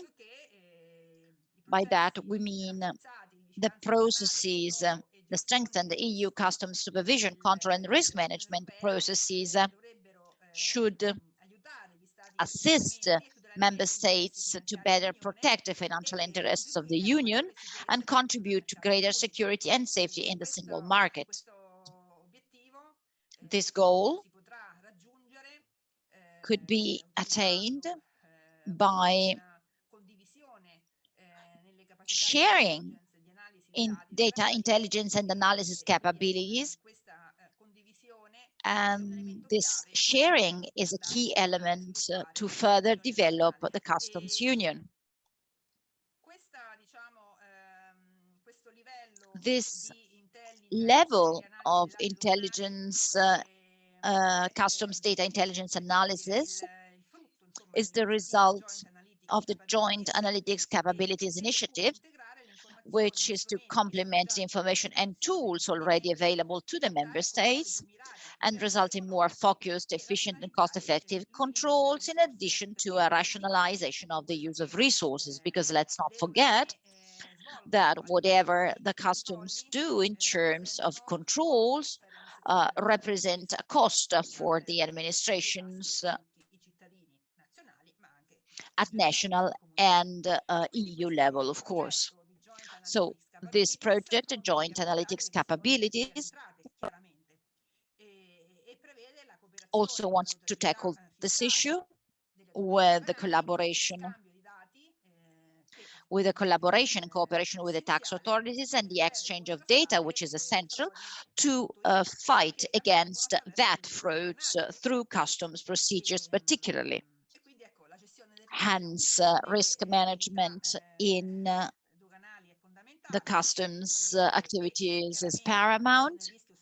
Of course, it is used to orient and drive these flows, given the volumes of goods coming in and out of the customs.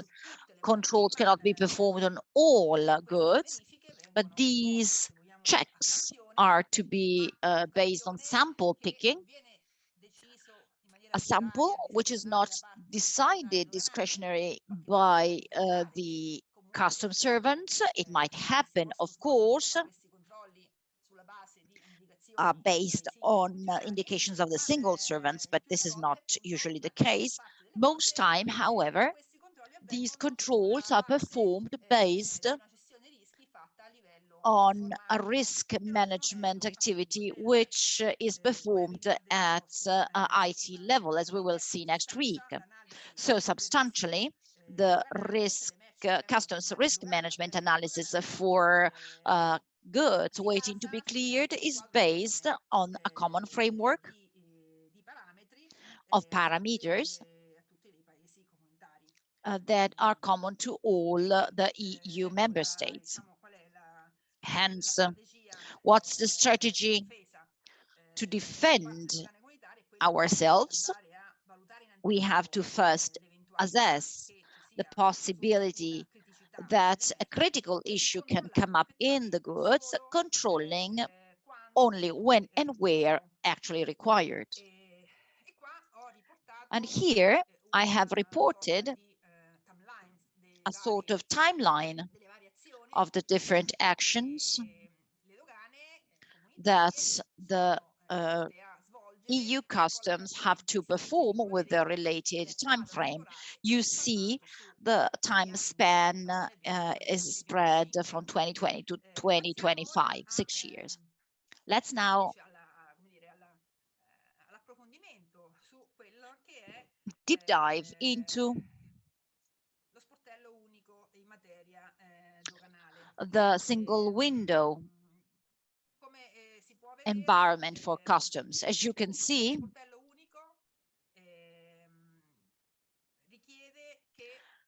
it requires a collaboration between all the customs authorities, but this is basics for the working of the EU single window environment for customs, aiming at protecting the fiscal interests of the EU first, but also protecting the citizens in the EU, facilitating through international trade, and supporting the businesses, helping them actually retrieving their results after the COVID pandemic. Why has the EU Commission believed it was necessary to set up this single window environment for customs initiatives? Because the fact that so far customs activities have been performed in paper format.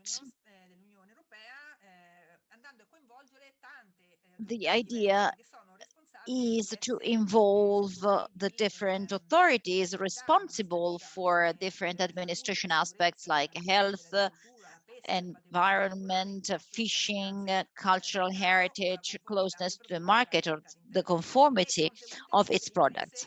Consequently, businesses have to present the same information to several authorities. Everyone has their own portal, their own procedures, and this is quite lengthy for both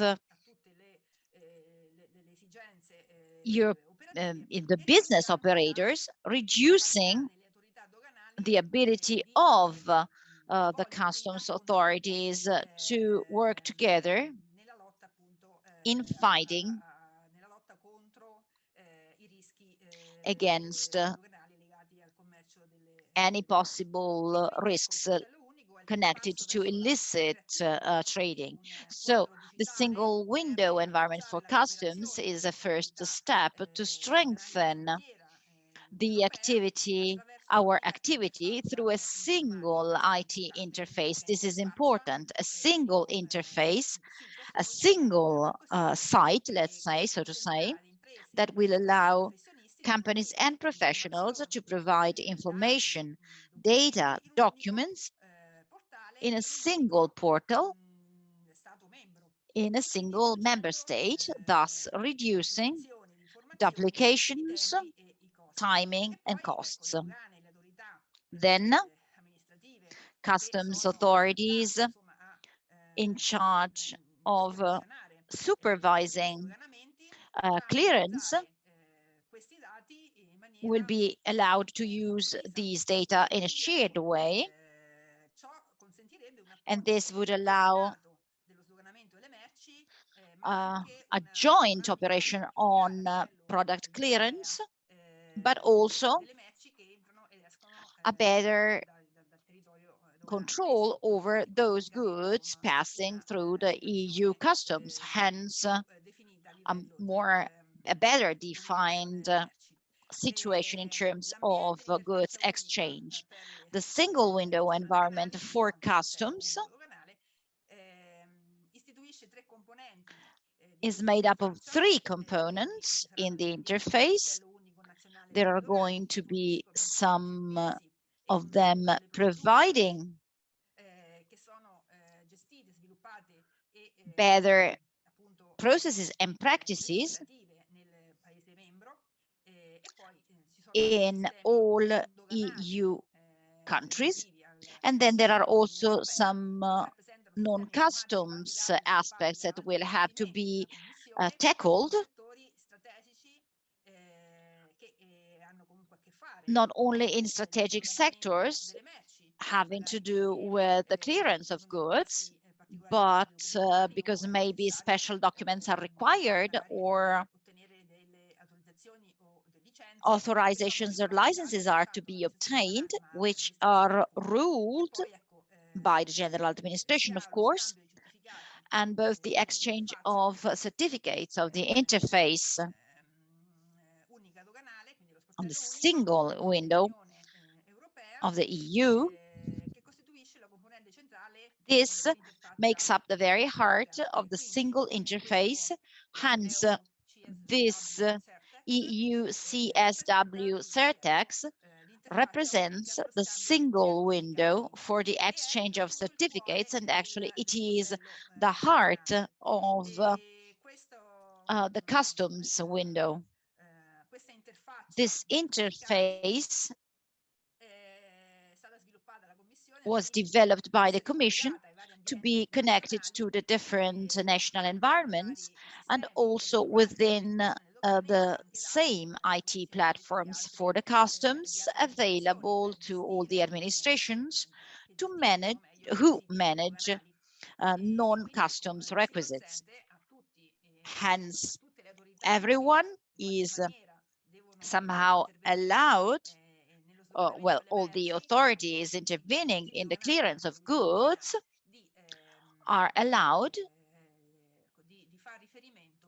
to refer to this single window.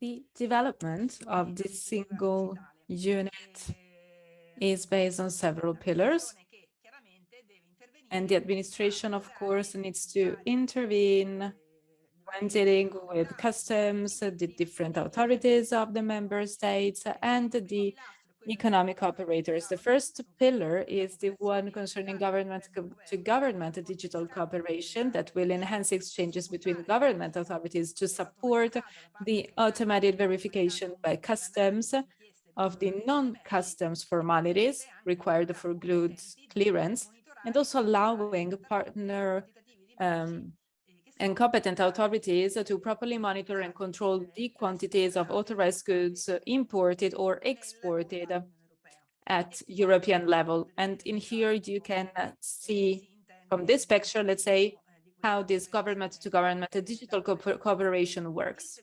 Then the second pillar is the business-to-government digital cooperation, so B2G, that will serve as a further enabler to streamline clearance processes for traders when dealing with certain EU non-customs regulatory requirements by allowing them to provide data in one single portal in an individual member state. And the implementation of this mechanism, of this second pillar concerning the business-to-government digital cooperation, requires an enabling government-to-government framework, so G2G framework, for a given non-customs formality. And it is therefore necessary to amend the EU sectoral legislation to allow for changes in the way traders interact with the respective partner competent authorities, provided that a number of specific eligibility criteria are met. So those two pillars concerning digital cooperation needs to be supported, and so extra regulations and measures will be necessary, for example, to extend the use of the Economic Operator Registration and Identification System, EORI, to partner competent authorities and appoint national coordinators in such member states to coordinate all activities associated with the effective usage of this system. And to conclude, we can have a look the evolution of this single window environment that started from the 2008 e-customs decision. That decision invited member states to endeavor to establish a framework of single window service. Then there was also the Venice Declarations that needs to be mentioned in order to propose a progressive action plan to implement and regulate these services at the European level. So we can say that the European Union started with a pilot project aiming at the implementation of a single interface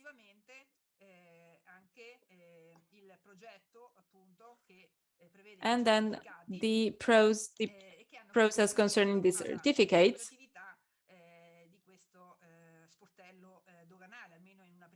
in order to put in place this single window. But this interface concerning the common veterinary entry document that was the pilot project is just a step, a single step of this procedure that was then included in the final version of the traces system.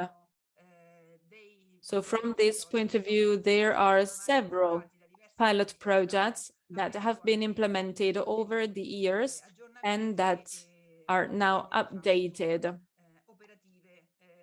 especially when it comes to the advanced operational phases.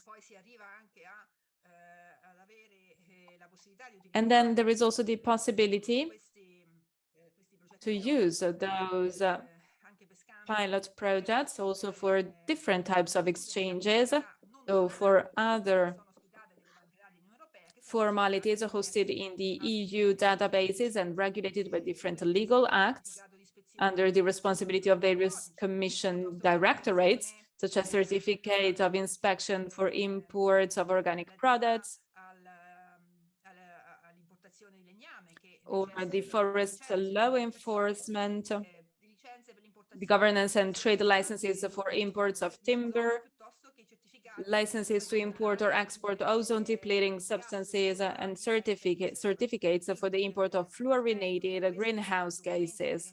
So starting from the first single window common veterinary entry document, then the traces system was implemented, and right now we're able also to manage other types of documents and the certificates. Concerning the next steps, there will be the expansion of the coverage, the traffic capacity and functionalities of the EU CSW surtax through regular releases to interconnect additional formalities such as export licenses for dual-use goods, but also import licenses, importer statements, general descriptions, and so on and so forth.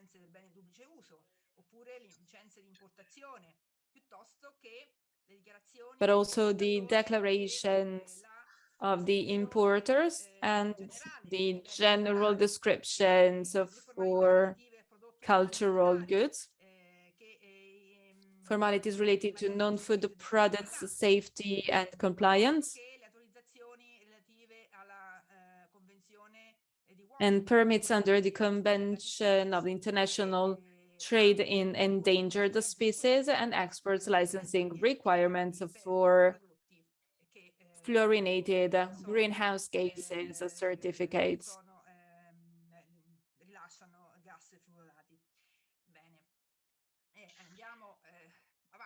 Let's move on. And let's have a look at what is happening right now from this point of view. So right now there is a new political agreement signed between the DG Taxud, the European Parliament, and the Presidency of the Council. Actually, those three parties achieved a successful negotiation concerning the system connection and operational management.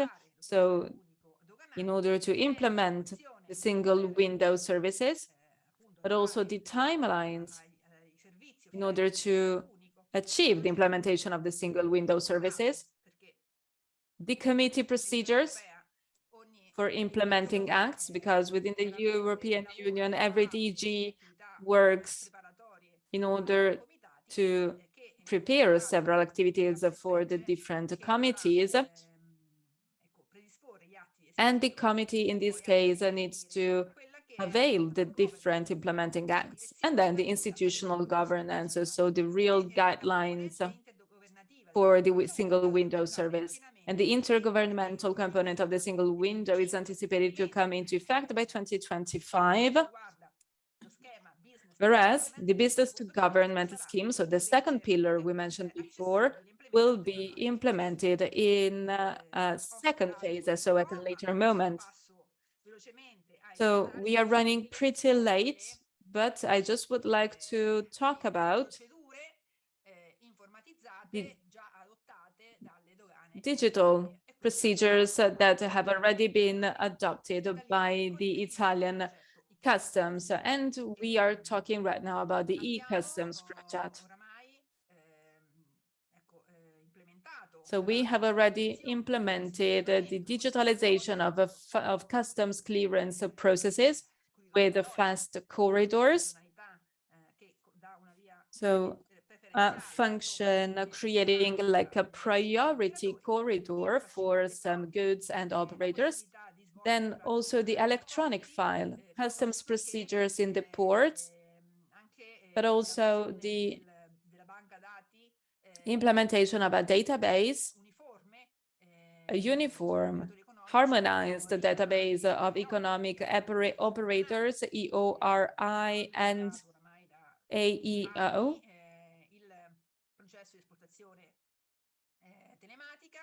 We were also able to fully implement the automated export system, as well as the NCTS and TIR automated transit.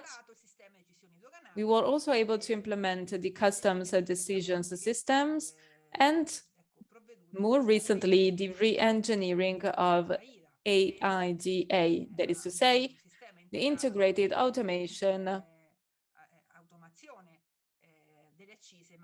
of excise customs and customs taxes. Then concerning the digitalization of excise duties, we approved the EMCS and the electronic DAA, so the administrative accompanying document for the clearance of products subject to excises.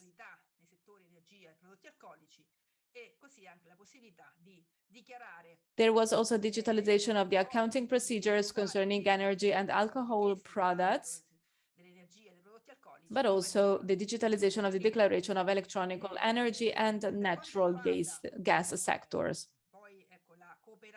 And then concerning the cooperation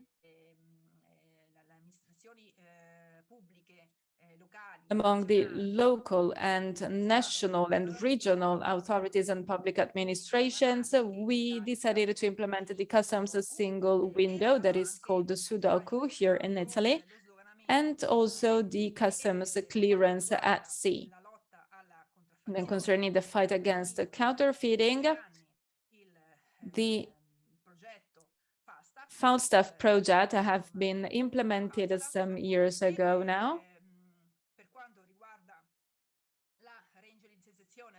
Then concerning the re-engineering of the AIDA program, this re-engineering process was about goods presentation, but also the following import declarations. We also have other projects in line with the customs operations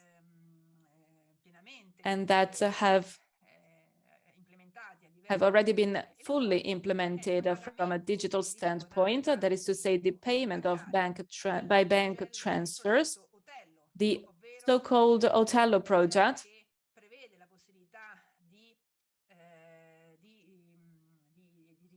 giving the possibility to ask for VAT tax refund of goods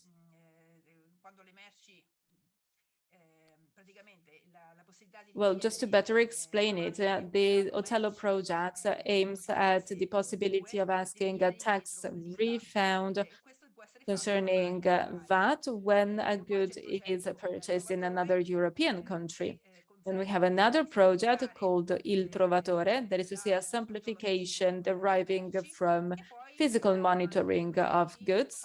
And then again, the Falstaff project for youths concerning the fact that we wanted to raise awareness about counterfeiting among young people and new generation, and the Glyph Italy project concerning monitoring and tracking products that concern the made in Italy sector. So this is just a list of the projects that have already been implemented so far. Christina, I'm sorry to interrupt you, but we only have 2 more minutes. In the meantime, we will propose to the different participants the survey. Well, actually, this is the end of my presentation. Then if you need some, if you have some questions, of course, I am available in order to reply to your answers. Well, in the meantime, you can go on and conclude your presentation, and the participants need to reply to the evaluation form, to this survey that you can see on screen. Okay, yes, so I'm going to conclude my presentation. Apart from those projects that I have already mentioned, I would like to talk specifically about the so-called Sudoku, so the custom single window concerning Italy, because it gives us the possibility to eliminate, let's say, a specific situation that is well known to economic operators dealing with international countries. That is to say, the fact that when we needed to import or export some goods, apart from the customs authorization, which is the prerequisite in order to carry out those activities,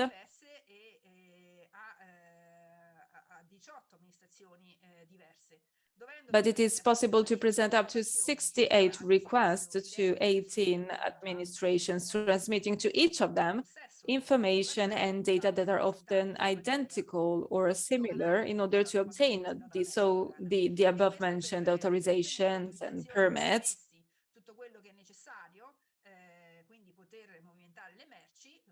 To import and export the goods. And in many cases, those documents are issued on paper. So this system is not efficient anymore because it does not assure a great effective coordination between the administrations involved in the customs clearance process. The timelines concerning clearance are way longer because of this long procedure, and therefore costs are higher for the different businesses and also for the different administration authorities. So in 2022, the Italian customs authorities decided to implement the so-called Sudoku portal, which offers a single interface. It is accessible through the single customs monopoly portal, the PUDM, and it gives the possibility to economic operators and to the different administrations to clearance goods in an easier way. And it also gives the possibility to carry out those different procedures thanks to one single interface. The Sudoku project is divided into 3 functional modules that allow the different parties to offer a single interface to economic operators towards the customs administration and other administrations responsible for issuing the provisions necessary for the entry-exit procedures of goods into and from the customs territory of the Union, but also to complete the different requests of documents and data, and also to deal with extremely complex procedures and actions. And also when it comes to other operations that do not require special controls. This usage of this portal, of this single portal, is really good. And sometimes it is also necessary to give the possibility to local administrations, national administrations to intervene because of health-related issues or the conformity, the compliance, sorry, of a specific product.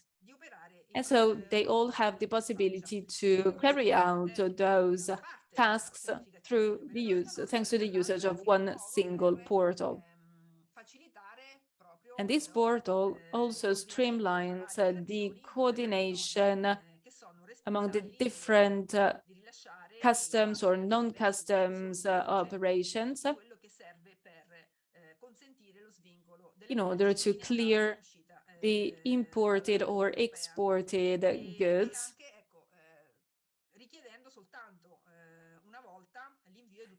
And it is necessary to send all the specific information only once.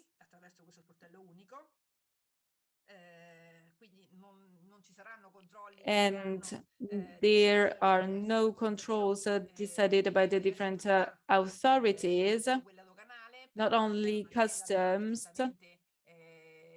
when it comes to the different customs regulation, but also external authorities that may intervene in a case of the proper labeling of goods, and also the application of the Made in Italy logo, for example, and some other health-related issues. Controls will also be coordinated, and this happens through a coordination in communication between the different administrations with reference to the inspection of the goods. Hence, we are going to have one single reference point to acknowledge all the requests for inspections and check, so that these can be performed in the same time and place. So, to conclude with this, we intend to close the international business operation at customs level, tracking at both documental and physical level all the goods that are being traded, checking in real time their position. Cristina, we have to close. I don't know if you have anything to add shortly. No problem, because the slides will be made available of all the participants. I have presented, I prepared one more slide to deep dive into the customs decisions adopted by the Italian customs authorities. And to close, AIDA, with the re-engineering of AIDA with reference to import actions. So these are the two only themes that have remained untreated, undealt with, but that's just one slide for each. So that was just to provide a more general, in-depth analysis of the customs duties. You were very clear, complete.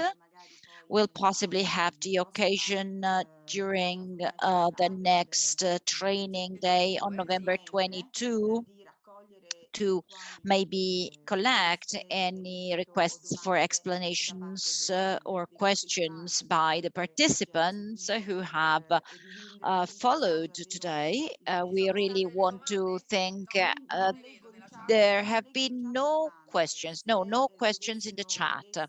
If we get any, of course, we ask all the participants to write in the chat. We'll maybe provide the due answers during the next meeting, which is going to be on November 22 at 10, again with Mrs. Cristina Piangatello, regarding the safety controls and risk management aspects. I again want to thank Mrs. Piangatello for her explanation. Thanks to Promos Italy for the technical support, and of course, thanks to all the attendees and the partners in the project that have followed us today. Again, thank you very much. Thank you. Enjoy the day. Thank you. Bye-bye. Bye-bye.